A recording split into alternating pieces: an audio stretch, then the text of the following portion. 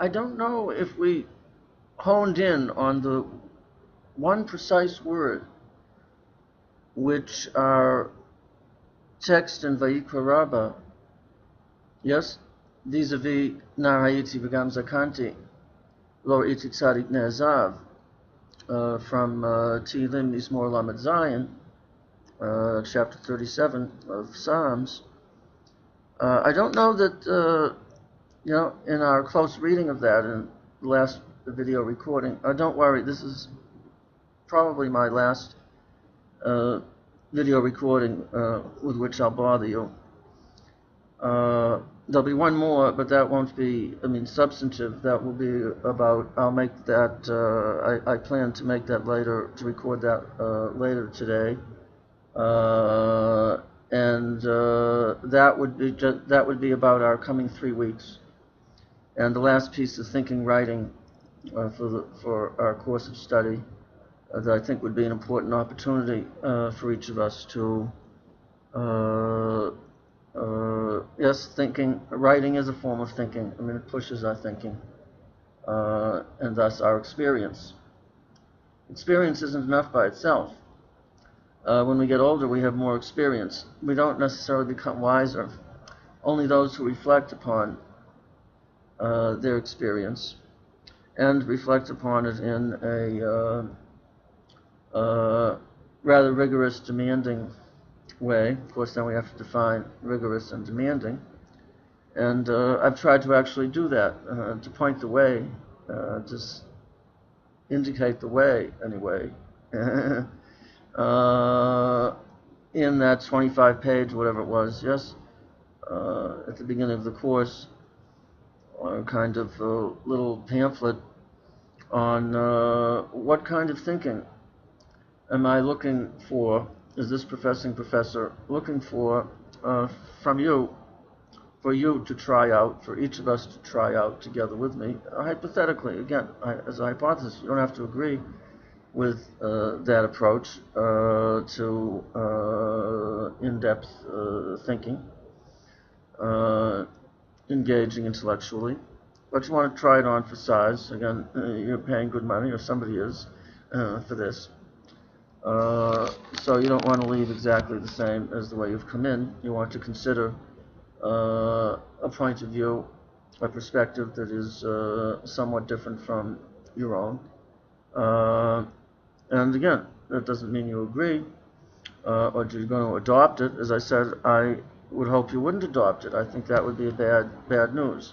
But I would think that there will be something from it which you can adapt, or certainly, and or I call it gaining angles of appreciation, plausibility, in relation to a perspective that you may not have been as aware of, if at all, before our course in quite the same way. And this involves certain harchavat hadat, expansion of the mind. Before I saw this, or my horizon was this, now it's this, or you can see my, or it's not necessarily, in a sense, expanded in size. It may be the same, but expanded in the sense of before I knew this, and now I know it over at this side of, the content here. Before I knew this, and now I know, this. It's the same amount, but it's a different part of the horizon that maybe a person hasn't quite considered in the same way before. So again, I want to in this recording, I want to share with you a close reading of Yoma 69b about Anshe Knesset Agdolah. You have the text. Yeah, we have the text in this week's yes, a text for close reading. And I hope to take a look. I hope that you're reading at least some, if not all, of the essay reading, the chapter reading, perhaps my essay on the ethical imagination, the chances for it, after what has happened, as Paul Celan referred to what we tend to call the Holocaust. The ethical imagination after what has happened. So perhaps you'll look at that essay and some of the other 2 or 3 essays for this week. But for the coming back to the close reading of focused 1 2-page texts from our sacred literature. What is the word? In our Leviticus Rabbah, 20 words, a midrash that comprises 20 words in reference to Nar Hayiti V'gam Zakanti Lo Ra'iti Sadi Ne'ezav. That it turns on one word, and actually the Anshe Knesset Agdolah text that we're about to study together is also the same exact method. It's honing in on one word, and that word experience, the reality, the truth, a truth that word can speak to, a reality that it can speak to, an experience that it can speak to, that we can recognize, and that our students can recognize. Again, maybe not agree in every sense of the word, but can recognize, can appreciate as being real, as being plausibly, anyway, a accurate, an honest, responsible, in-depth experience, and then again reflection, take on that experience, including in a religious context, including in a religious perspective. It too, that text in Yoma that we're about to study together, turns around one word, Gibor. A couple of other words too, Norah, Ha'el Hagadol, Gibor V'Norah. But particularly on Gibor, Gibor, Mahi Gvura. What is Gvura? Here, in our Leviticus Rabbah text, the Vayikra Rabbah text, the question is the word Ne'ezav in Psalm 37. I never saw a righteous person Ne'ezav. The Midrash here, in its 20 words, reinterprets, reassigns the reality that we should understand Ne'ezav in Psalm 37 as being in reference to. Psalm 37 is the Torah Shebichtav. It's part of the Tanakh, the written Torah. What is the oral Torah? How are we to understand it according to the rabbinic tradition? Because when we stand up at the bima, in a Torah reading on Shabbat or on Monday and Thursday, and we hold the Torah scroll, and we say the blessing, this is the Torah of truth. We don't mean the way it's written in there. We mean the way we understand it via the tradition, the rabbinic tradition, and its heirs, its continuators of the rabbinic tradition, dor v'dor shav, each generation, and its demandings, dor shav, and its midrashim, and its demandings more of the text than is there at first appearance, and maybe even it runs against the conventional reading of the text, and maybe even it's more than the conventional. So again, it's not just commentary or explanation. When Moshe ends up in the Beit Midrash Shel Rabbi Akiva, he can't follow the teaching, because Rabbi Akiva is not just explaining or commenting on the Torah that Moshe was the intermediary to bring to Israel, to the people.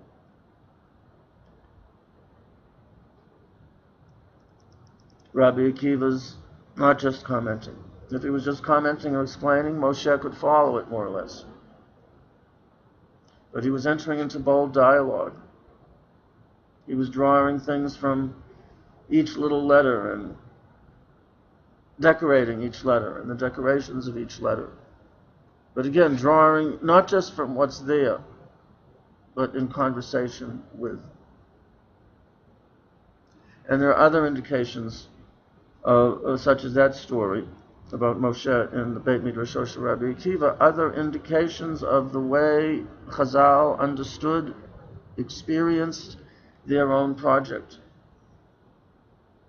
For example, there's the Mishnah that, yes, the laws of Kashrut and Shabbat and giving testimony in court and giving vows, making vows are all mountains and mountains, heaps and heaps and mountains of laws and the details of laws hanging, all these mountains and heaps of laws, details of laws hanging from one biblical thread or hair, if you want to translate.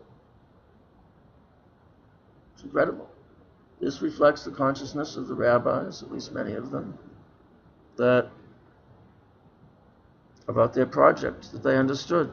They're entering into bold dialogue with. They're not just commenting, explaining. For sure, they often are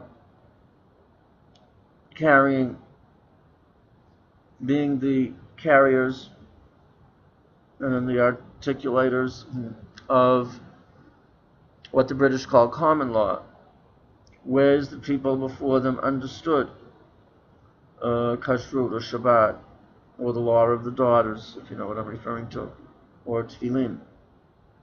The Bible doesn't spell it out, the Torah Shebichtav. There certainly were such traditions that were passed on, but they weren't passed on just as stories, narratives. Drama is not passed on, and its truths, exactly the same way from storyteller to storyteller. It undergoes change. And not particularly change by accident, but that can happen too, the scribes copying over time. But changes that happen, innovations, because the storytellers and then the writers, and then whether it's Halacha or Agadah, the legislators, are artists in their craft. And each is adding their own, a little bit, voice. And that is the continuation of revelation. Revelation is not one time, as I've said over and over again, or redemption or creation or whatever. So this one word is ne'ezav. Yes? The conventional reading is, I never saw a righteous person, because a righteous person will not, and even his descendants or her descendants will not be in serious trouble, such as seeking bread, lacking bread. Yes? But our Midrash is aware that there's a contradiction, like Kiddushin, page 39b. The contradiction is in many ma'asim shayu, ma'asiot shayu, stories, things that happened, narratives, stuff that happens in our experience that contradicts. Because we have seen tzaddikim and innocents and wonderful people forsaken. In the sense, again, if we take the conventional reading, it's, well, I never saw a righteous person forsaken or his descendants, meaning God will protect them. God will protect him. He's righteous, so he's rewarded. There's recompense, there's the good consequence. But we know that is too often not the case, sometimes in the millions. And descendants, his children, sometimes the children, really, literally the children. And yet, the rabbis don't throw that psalm out, don't throw that verse out. They say you've got to understand it in a different way. Yes, it's true, but you have to understand it in a different way. Af al pi shebanav mivakshim lachem, and the implication, is clear. Afalpi also, despite the fact that there is the righteous person himself, the father, might very well be in serious trouble, and his descendants. Otot tzaddik avihem lo yeh ne'ezav mi'yirato shel HaKadosh Baruch Hu.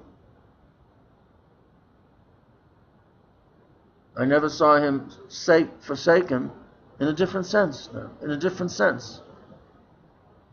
It's a different meaning now.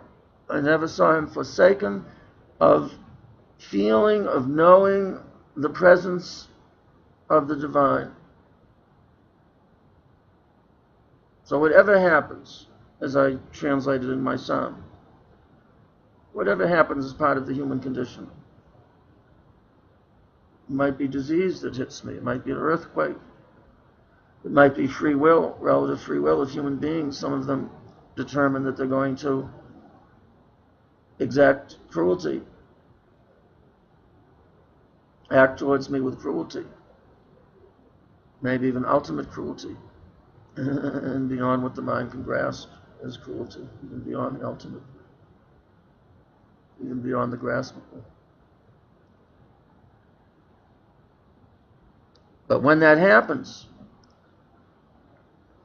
the tzaddik will still and always know himself to be accompanied by a higher truth, a larger truth, the divine in its empathy, in her empathy with the righteous, with the innocent. That person won't be alone. Lo irara, ki ata imadi. No one else might be with me. The whole world might be against me. Terrible people might be against me. And they might succeed to do me in. But as long as I'm alive, I'm not alone. I won't fear whatever harm might come as part of life. I won't fear. That's what happens in the Yoma, Daf Samech Tet Amud Bet. Amar Rabbi Yehoshua ben Levi, Lama Nikra Shman Anshe Knesset Agadolah. See, we don't really know a lot historically. We don't really know a lot. And also in our sacred narratives and dramas, we don't know a lot about this group, the Anshe Knesset Agadolah. Don't know a lot about them. And yet there's this name they have. Anshe Knesset Agadolah. So something about them is gadol. Something about them is great. What is it?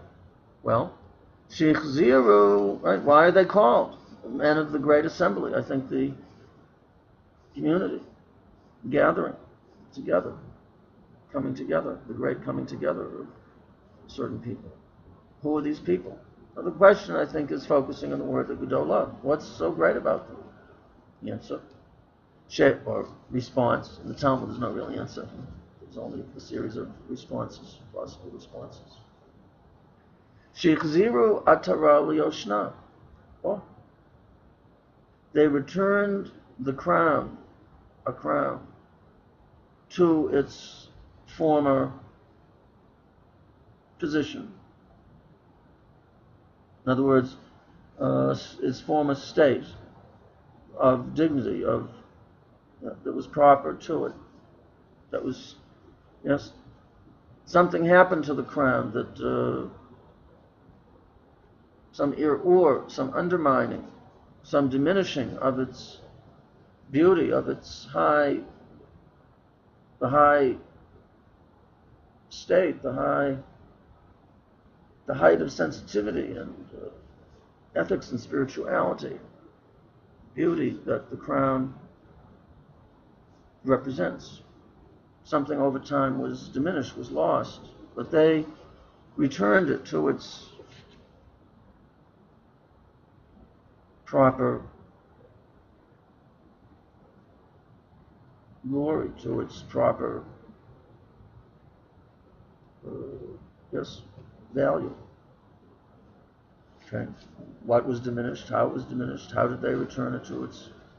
Well, we have a story. It's going to now be narrated. Ata Moshe, Ba Moshe. Moshe came along. Amar.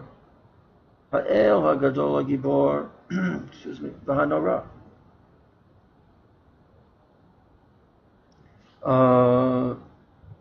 In his turning to the reality we call the divine God, in addressing that reality, he addressed it as Ha'el Hagadol Hagibor V'hanora. I'm going to maybe I can help my throat a little if I take a little water. So I'm in the kitchen now, and see if I can take a little bit of water.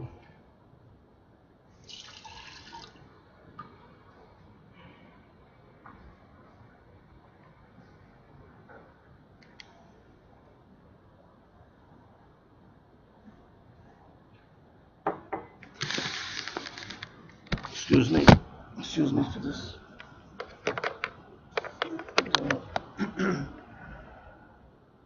Okay.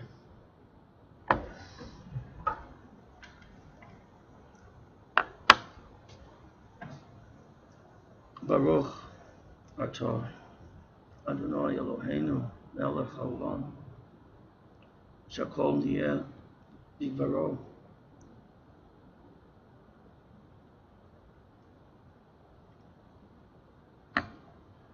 Well, of course, everything is according to His will, according to its will, according to the divine will. It's part of the divine will. We can see that in our experience. And we have other reasons also from our experience. The divine is unlike us. It's not like it can be in Christianity or in Hinduism. You can't have a Krishna or Jesus. The divine can't be of the human. The divine is utterly different, absolutely different. Shema Yisrael Hashem Echad. The divine is singular. Monotheism in Hebrew, the expression is Yichudo Shel Hashem. Yes? Yichudo Shel Hashem.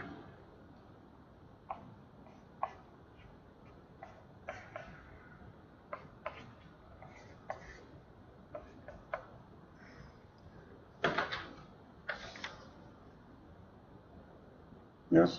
Yichudo Shel Hashem, or if you want, Yichud Hashem, the ultimate otherness, difference of the divine. Take a look at Emmanuel Levinas, whether it's whichever of the books that we're looking at, The Fence and the Neighbor, or Between Athens and Jerusalem. This is key for Emmanuel Levinas's religious experience and that of so many others.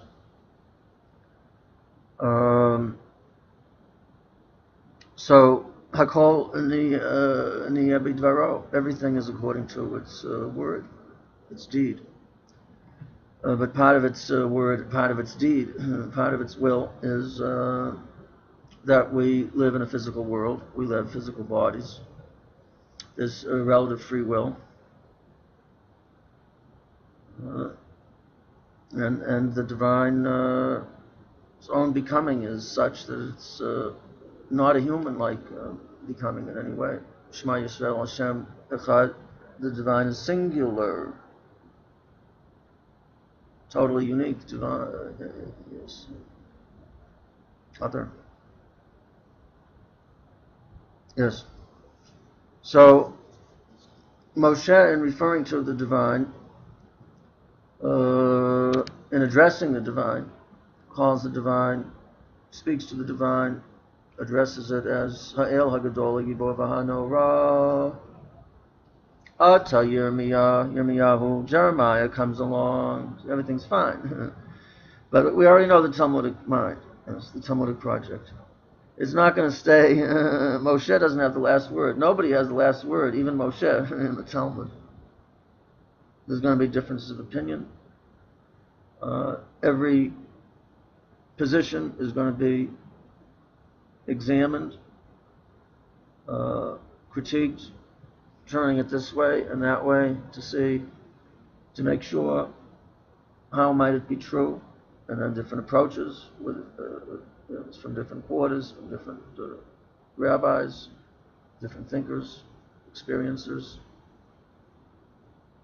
Ata Yermiyahu v'amar nochrim mekarkarin behechalo zarim nochrim minukar, to feel alienated, estranged.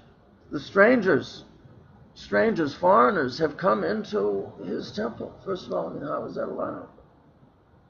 And even into the Kodesh HaKodeshim, the sacred of sacreds, which nobody can enter. Once a year, the Kohen Gadol enters it to pronounce the Tetragrammaton, the four-letter name.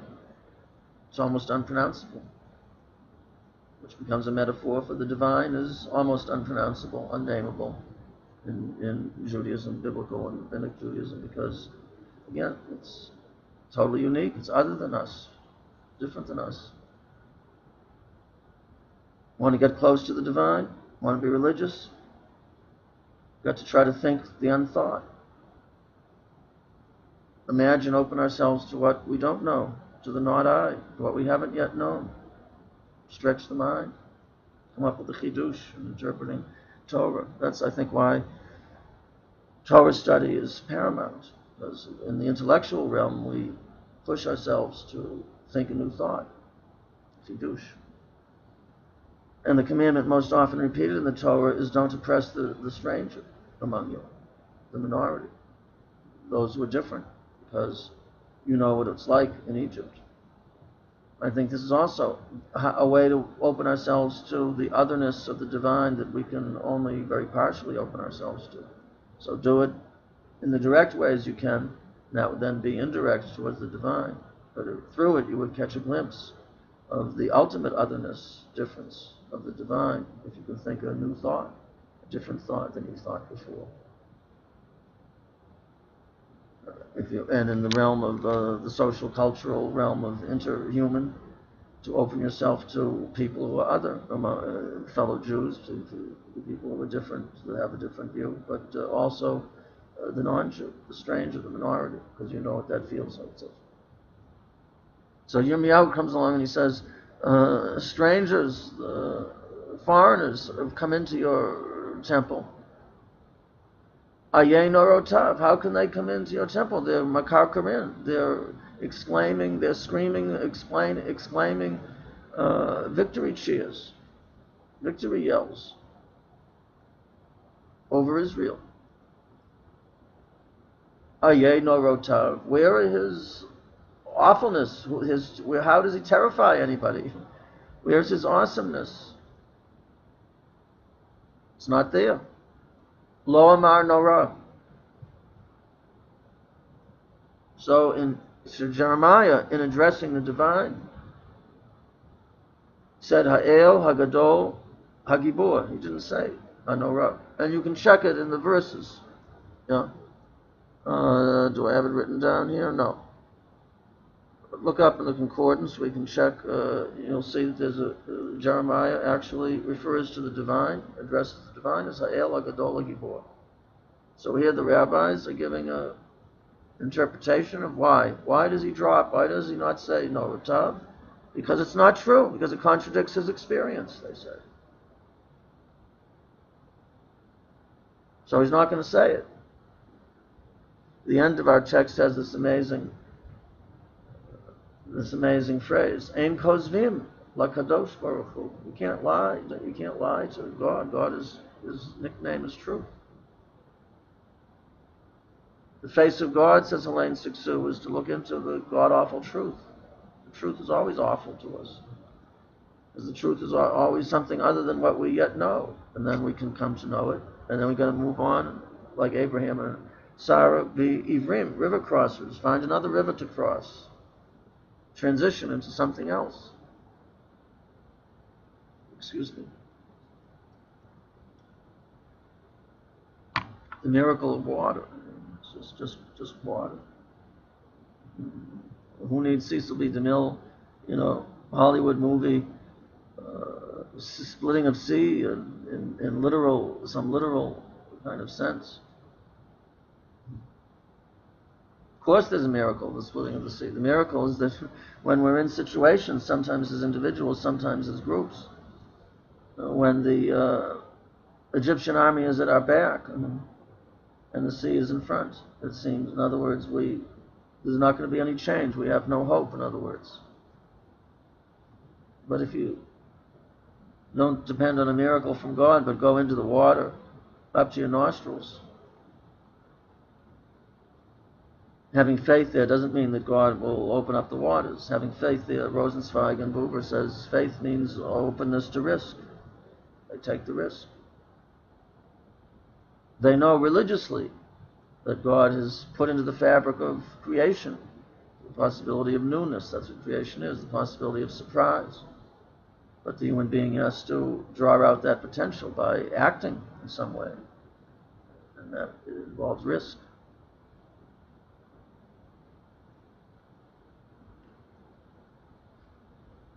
Ata Dani'el, the prophet Daniel comes along. Amar Nochrim Mishtabdim Bibinyan or Bibanav Haye Gvurotav. The foreigners have overpowered Mishtabdim. They have oppressed, put into slavery, literally.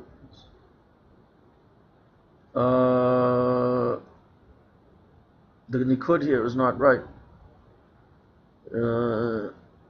Should be my translation, your children. Because the Gemara doesn't have nikud. Subjugates your children, or his children, but Banav, God's children, Israel.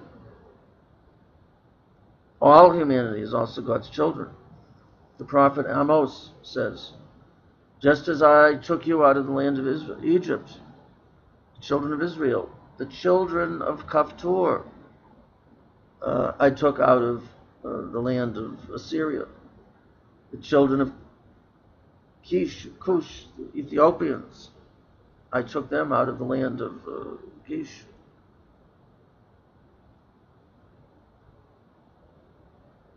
So that's an amazing verse in Amos, because that's language that is reserved. We thought is reserved for Israel, to call us the children of Israel, and then that He took us out of the land of Egypt. Here He says, "No, I took out." Every people I have have caught glimpses of me through their history, through their experience. Even the Assyrians, your enemies, even the Ethiopians. So you have your unique experience and take on me, but others have theirs. So if the foreigners, coming back to Dani'el, says the foreigners have subjugated his children, how can, where is his ayeg v'rotav? Where is his heroism, his strength? Lo amar gibor. And the same thing. We can look up in Dani'el, there's actual verse there where he refers to the God, to the divine, he addresses him, and he leaves out, he says, a gadola, a gadola. He doesn't say, a gibor. Couldn't bring himself to say it, because you have to say it with integrity. This is what we're doing in our course from day one. How to say with integrity the words in our prayer book, the words in our Torah, the words in our Mishnah, in our Gemara, etc., etc. That's what Jewish education is about. Should be about. But most often, it's not. We skip like the stone you throw, which is great fun, across the water. Usually it's Jewish education is so fun for our students, it's boring, but Sometimes we can make it fun. We can throw these stones, skip across the top of the water. But top of the water is no good. It just goes in a little bit into the water and skips to the next point. Got to go deep into the water. How to be able to say the words of the prayers and live the words of the prayers and say the words of Torah and live the words of Torah in the broader sense of Torah, or dor b'dor shav, with integrity, so that ein kozvim lakadosh baruch hu, lo meshakrim lakadosh baruch hu.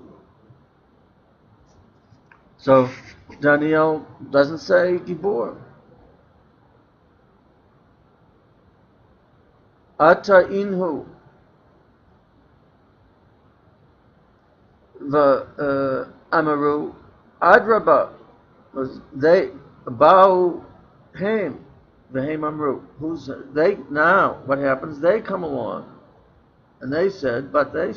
Who's they? Well, the only plural here is Anshe Knesset Agdolah. We've already forgotten about them. This is often what happens, yes, in rabbinic interpretation, and it's good. It should, because we were carried someplace else, and then we have what Jerome Bruner calls effective surprise. We're surprised because we've come back now. It's like in a musical piece also. Music, you have first movement, second movement. There's a theme in the first movement. It repeats, etc. Then you go into later on in the first movement, and the second movement, where's the theme? It's gone. We've forgotten about it.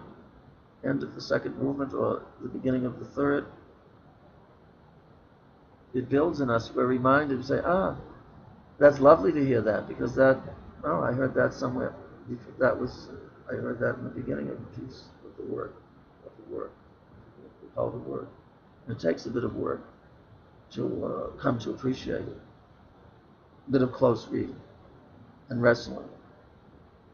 Jacob wrestling. We wrestle. We don't just go with what we know already. That's also good. Mark and all of us, I say to you and to myself. It's also good to bring ourselves in what we know.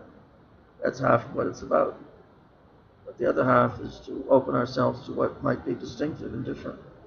See, turn it this way, that way. Again, not to agree, we don't know yet.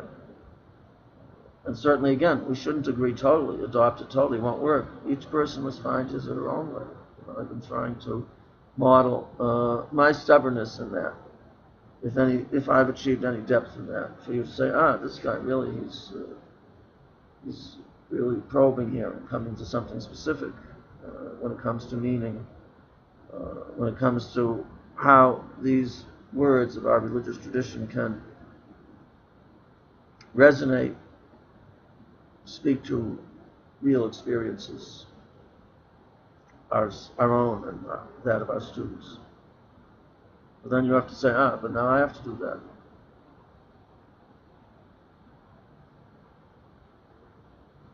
What am I going to read to prepare myself? I want you to ask, to teach Jonah or chapter 1 of Joshua or whatever. What am I going to read to prepare myself? What essays, etc.? What ideas can I come up with about what Jonah, what it's all about? Is the miracle of the fish, the big fish, swallows him literally? I don't know how well that's going to go down with our students. And if it does go well down with them, I don't know if that's good either. Because that's not what the rabbis are about. That's not what the Bible is about. That would be more impressive as anything. But it really wouldn't matter. That isn't what it's about. What matters is the miracle that Jonah is reborn. Fish, fertility, womb. That Jonah is in there, the synagogue. It's like a synagogue. Remember one of the Midrash, Yonah says, one of the opinions, one of the passages there. He's inside the whale, the big fish. Because it's a form of, what happens with Yonah, it's a form of escape from responsibility, but it's also a form of retreat. Positive retreat is also a chance, an opportunity to reflect and to be reborn, to come back, to return a bit different from the reflection. He still doesn't really get it, though. He still really doesn't get it. He still really doesn't get why he should help the people of Nineveh with the warning of their imminent destruction. I mean, they're non-Israelites. They're even often enemies of Israel. They're God's children too, just like the Kikayon, the gourd. God cares about all his creatures, etc. You go back and look. But again, I'm not saying this is the only reading of Jonah. I'm not saying use those specific clues. I'm saying, yeah, think of this course is talking about formal, informal. Adopt different forms of communication. You can use practical clues. You can use passages from films. You can use all kinds of approaches, art, music. So that's partly what I've been trying to suggest to you by modeling it, by doing it. But even that won't be enough if we're not intellectually and ethically, experientially going to go in depth into asking these questions. What can this really mean? Could it really be this? Could it? How does it stand up to our experience? Of course, we can misexperience. We can misread experience. So we have to, it's complicated sometimes. Sometimes it's not so complicated. It's not complicated that millions of people, perform good, but they fall down from the tree and they die. And as far as Holocaust goes, so-called Holocaust, read my paper and you'll understand better why I say so-called. As far as what Paul Salon called, as I said, that's what happened over there. There was a rickety ladder, according to Zionists, let's say. The rickety ladder, according to Zionists, was we had to realize that the evidence was clear that the Jews in Europe will really not be able to continue to live. That the development of Christian Europe towards us, towards our people and our tradition, our way of life, was such that they didn't want us to live as Jews. Ultimately, they didn't want us, and then they didn't want us to live among them. And then ultimately, this is the way Raoul Hilberg expresses this in his classic work on the Holocaust called The Destruction of European Jewry. He says, at first we were told you can't live as Jews. Then we were told you can't live among us if you're going to be Jews. And then we were told you can't live. We should have seen this development. We should have put it together and then determined a way to defend ourselves, which ultimately meant to leave Europe. So there was a rickety ladder we had to look at. God gave us a mind. God gave us messengers, prophets, social critics, to put it all together, give us analyses.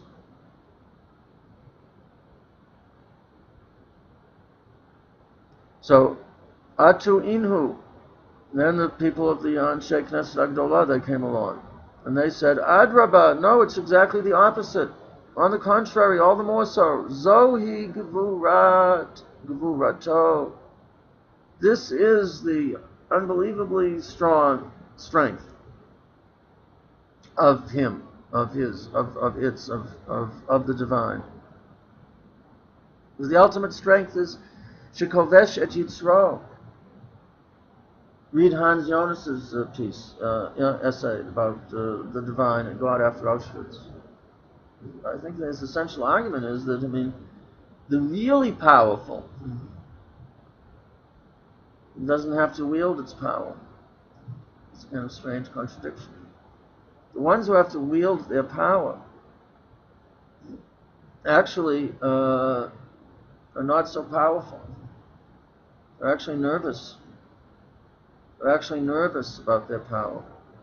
They're actually showing their self-doubts about their strength when they have to wield it. Obviously, sometimes you have to, especially as human beings, take up power and strength, even violence. It's not an ethical thing to, let somebody kill you. But when you start thinking that, everything is a mortal threat to your very existence, everything is a threat to your life, everything is endangering your life, or the life of others, you're responsible. But when it isn't, when rationally there's no threat there. I mean, to raise questions can be a threat, but it's called democracy if it's not accompanied by violence. Well, Amedin Yavin, those of you who have been following the news here in Israel, you know to what I'm referring. One instance of many. So this is the strength of the divine, that the divine koveshet yitzro. Another girsa, another version, Rabbi Soloveitchik points this out, of Pirkei Avot even, of the Mishnah Avot. Right? Mihu ha-gibor, koveshet yitzro. You know, Yetzer here doesn't mean evil inclination. Even evil inclination doesn't mean evil inclination. That's the conventional in translation of Yitzro. But really, if you look at the rabbinic texts, the Yetzer isn't necessarily evil. I think a better translation would be passion, because the rabbis say without the Yetzer, we wouldn't have civilization. We wouldn't make music and build buildings and discover travel by airplanes, etc. All of which is good, potentially. Anything could be used for bad. But it's good, Rabbi Soloveitchik says, in The Only Man of Faith, because for Adam 1, part of our personality, because it increases our control over our lives. And that has everything to do with our dignity.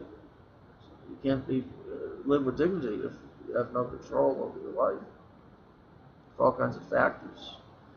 Natural factors, earthquakes or whatever, diseases, you have no control over. God gave us a mind, God gave us the potential and a body that has tremendous abilities to heal itself, needs some help. So the Anshe Knesset Agdolah come along with a reinterpretation, same thing as Forsaken. Tzaddik Ne'ezav is reinterpreted. They come along and say, wait a minute, but that is the strength of the divine. The very fact that the divine doesn't intervene is strength. That's a sign of strength. That's a kind of strength. It's a different kind. Maimonides, in his letter on astrology, says, the reason Bar Kokhba's revolt against Rome failed, and then ultimately the last stronghold that fell, it was Beitar. What was it, 132, 133, 135, I guess 135. The battle went on a bit before. But the reason it failed, that revolt, the Rambam says, is because there was bad military and foreign policy. Look at Jeremiah. Jeremiah says the same thing. He says it's bad military and foreign policy and social ethics. Injustice towards the stranger, the minority, towards the widow, and towards the orphan. What do they all have in common? They don't have advocates. They don't have power. And so they're taken advantage of. They get the raw end of the deal. That's not justice. That's injustice. When you have that, it weakens your society. A house divided against itself, there's Abraham Lincoln again. A house, he knew his Bible, including his Hebrew Bible. A house divided against itself will not stand. I earlier quoted him that we should not be praying or thinking God is with us. We should be praying and hoping that we be with God. Not that God's will be to serve us, to help us, but that our will be to serve God, to help God. God doesn't have to shepherd us, though in some ways he, she, it does shepherd us. But really it does so to teach us. And even when it doesn't shepherd us, because it can't, by its own laws of its involvement in our lives, in our world, as individuals and as collectives. It's challenging us that we have to be the shepherds, the carers of the world, of ourselves. If I'm not for myself, will be for you. But if I'm only for myself, then it's tribal. It's not morality, towards my own people. If it's only my own people, my own people, my own people. We saw that already in Europe, what that led to. So we don't want to do the same thing here. Or anything even the smallest bit like it.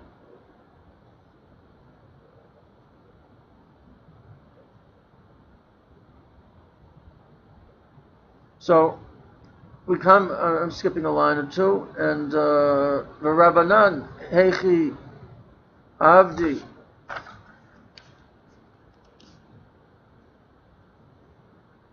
Yes? You see it? Yeah. V'Rabbanan, Heichi, Avdi. What is Rabbanan? Our teachers, our masters, namely Jeremiah and Dani'el. How could they avdi? How could they oseh? How could they do what they hachi kach? How could they do what they did? Namely, drop, not say hagibor, not say hanorah. How can they just not say those words? They're part of the tradition that they have to say. Moshe, established that practice. Va'akri takanta detakin Moshe. They uprooted a practice which was established, which was set up by Moshe. I mean, that's wild. How could they not say those words? Amar Rabbi Elazar. One of the rabbis comes to defend Jeremiah and Dani'el, which is extraordinary because that's not the approach of Chazal. Again, Chazal don't say, this contradicts reality, so we're not going to say it, this or that verse or word or in our sacred tradition, our literature. No, they don't say that. They say, let's reinterpret it. So Jeremiah, in a way that we can say it and live it with integrity. But here he comes and he defends them, Rabbi Elazar. Mitoch sheyodim, why did they uproot those words? Why did they refuse to say those words? It contradicted their experience. Okay, yes. We're going to the greatness of unshakeness of Allah is they return the crown to its glory, namely we can say for all the words, we can address God with integrity, such that the words speak to something true in our experience. Teach something true. We can say Ha'el, Hagadol, Gibor, V'Hanorah. But you got to then understand Gibor and Norah in a certain way. Yes, they're true, but in a certain way. Of course, in our generation, there are people that don't want to say Ha'el, because they say it contradicts experience. There's no Ha'el, or there's no Hagadol. But then we have philosophers, Rabbi Soloveitchik, Mordechai Kaplan, Emmanuel Levinas, Yeshua Leibovich, etc., who come along and they say, Rabbi Yehoshua Heschel, and they come and they say, but there is a way, because you can't say Ha'el, because you're thinking of it as meaning the following, as involving the following, as being, as involving the following kinds of truths and realities and experience. That doesn't make sense to you because of other significant dimensions of your and our experience. But that's not the only way to understand and experience the reality that word Ha'el can speaks to. This is the work of Jewish philosophy, interpretation, midrash. Mitoch, the reason they didn't say those words, says Rabbi Elazar, is mitoch shiodin, because they knew, out of the fact that they knew, Ba'akadosh, Baruch Hu, that the sacred, may it be acknowledged and blessed way beyond, our conventional surface, skipping across the surface, understandings, glimpses, experiences, misreadings, misunderstood, or just very beyond or. They know, Shakadosh Baruch Hu, Sha'amiti, who is true, who is truth, who is all about truth. the god-awful truth. Lefichach lo kizvu bo. Therefore, they couldn't lie to him.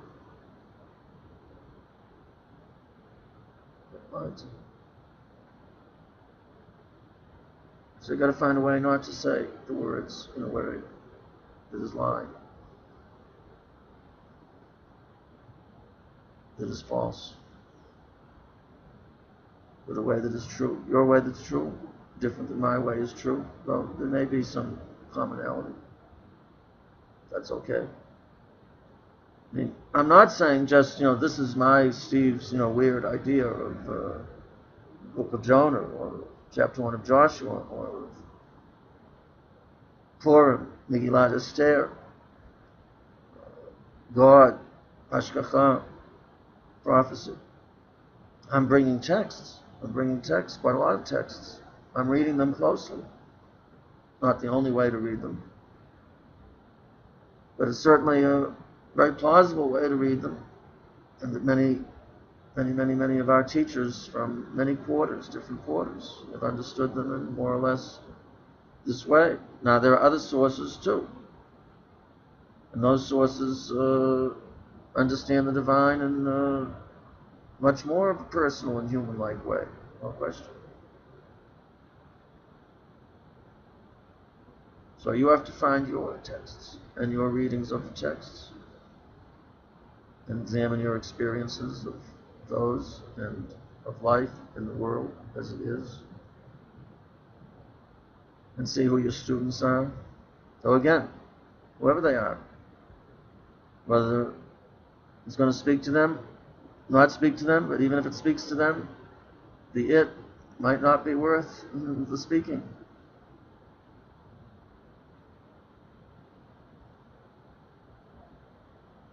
Again, Bertolt Brecht says 5 difficulties in telling the truth, writing the truth, teaching the truth. What truth is worth telling? What really matters to you? What do you really care about? Why do you care about God? Why do you care about Judaism? There's all kinds of stuff in Judaism and Talmud. There's misogynist stuff, there's racist stuff, there's all kinds of stuff. There's beautiful stuff.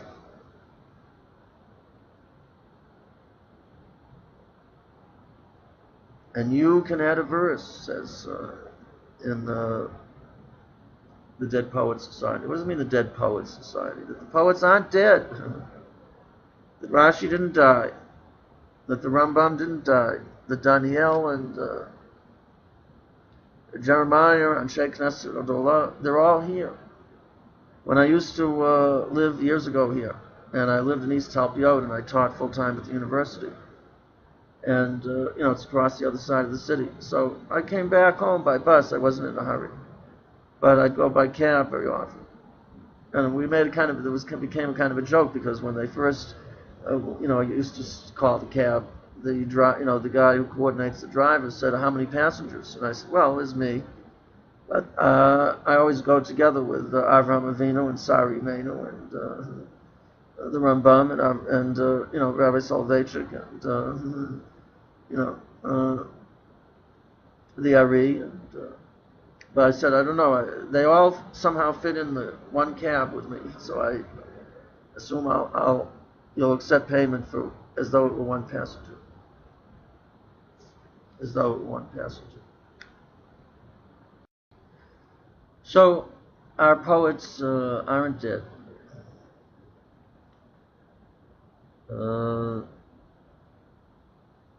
Tzadikim Talmidei Chachamim B'mitatam Nikraim Chayim, it says in Masachet Brachot. The sages, the righteous, in their deaths are called alive. They're referred to as being living. And then we have this kind of macabre expression also. Siftei Tzadikim Talmidei Chachamim Dobavot B'kever. The lips of the wise are moving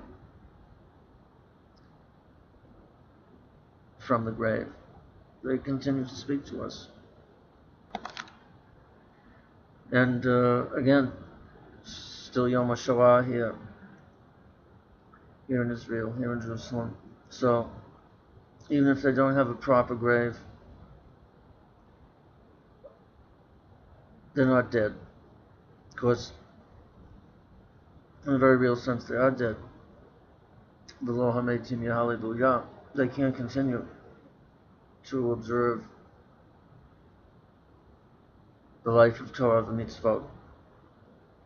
They can't continue to interpret and innovate, bring their whole selves, participate actively, boldly in the work of revelation, redemption, creation. But what they were able to do in their lives, it continues to speak to us, even if they didn't have anywhere near a proper grave. This is the dead poets' society. The poets continue speaking, they're not dead. But the nature of poetry, of great poetry, is that the reader, room is made for the reader. Indeed, the reader is abandoned a bit, and more than a bit, is left to his or her own devices with the text, with multiple texts, with their texture, with the textile of texts, the weave, the masechet, the associations, boing, boing, boing, from here, there, all directions. And the student is left, the reader is left to quite figure out things quite by himself, herself, with the chavruta, with others. But the teacher withdraws to a large degree. Migaleh ma'at and mechaseh ma'at, revealing a little, then concealing it quickly. Kol Torotai Mivaroten, says Rabbi Nachman of Bratslav, all my teachings are but introductions, because for them to truly be teachings, for them to be of significance, genuine significance for others, for the student must add himself, herself. So we have to make room for the student by limiting ourselves. Beginning of the course, I limited myself. I tried to very much so. I wasn't in the discussion course in the beginning 2 weeks. I wasn't even here. Hardly. I had set up a lot of the texts and everything. But as I said, that turned out to be very consonant with my approach, with my philosophy and practice, teaching, of learning. You were left to figure out quite a lot on your own. And I continue to only be there a bit for you beyond the offerings, the many offerings that I shared. But as time went on, especially after midway and after 3/4 of the way, in your midterm, 3/4 term of reflections, I've tried to come in and explain more where we've been as I see it, what it's been all about, and then especially in the last, few days. So there'll be another recording, one more, as I say, though not so much substantive, text reading, but where we're going in the next 3 weeks, our remaining 3 weeks, and the last piece of thinking, writing, opportunity, how I see that. You should really begin working on that. So in the coming hours, before the end of the day, I plan to, I hope to be able to make a recording of that, about that. But it's all about that, how you can contribute a verse, and readings of verses, but in a sense, readings that are distinctive and creative, such that they kind of constitute their own, they become a text in and of themselves, so that you can indeed contribute a verse, another verse, and another, letters, in love with letters. What will your verse be? Is there something I have shared that can stir you, that can evoke, that can challenge, that can suggest? something that you might be able to try out, adapt, and find, as I say, an invitation, an evocation, a provocation, a challenge that what has your verse been about, and how can it might it be a bit even more creative and bold and distinctive and in depth and responsible, etc., etc. How might it be a bit different, possibly, than it would have been some months ago without this course? That's what you want to try out. That's what you want to try out. The last piece of thinking writing. What will your verse be? I encourage that it be a piece of curriculum that you'll try to begin working on. And just the first stages, you won't complete it. Some first curriculum ideas, how you would teach something. And so that could be the way that you would apply this. But the way you'll begin is just by looking back at the course first. Not first thinking of what piece of curriculum you might teach, what piece of our tradition of the Jewish curriculum that you might teach and to whom. But first, thinking about the course really. What is it? Is there something here that might be emerging for you as distinctive, as different, as a perspective on Judaism, on Jewish life, on Jewish learning, on teaching, on the experiential, an experiential Jewish classroom, an experiential Judaism that might be a little bit different than what it was for you without our course before. So I basically said it already, but it'll be a short video recording that I'll speak to this coming 3 weeks a little bit more. And now the second 2 weeks, the latter 2 weeks, we will be devoted. There won't be any new text that we'll look at or anything like that. We will devote the whole last 2 weeks to working by ourselves and together, sharing our first thoughts of work on this last piece of thinking, writing, in relation to the offerings, what this course is offered for all of its limitations and perhaps qualities, achievements as well.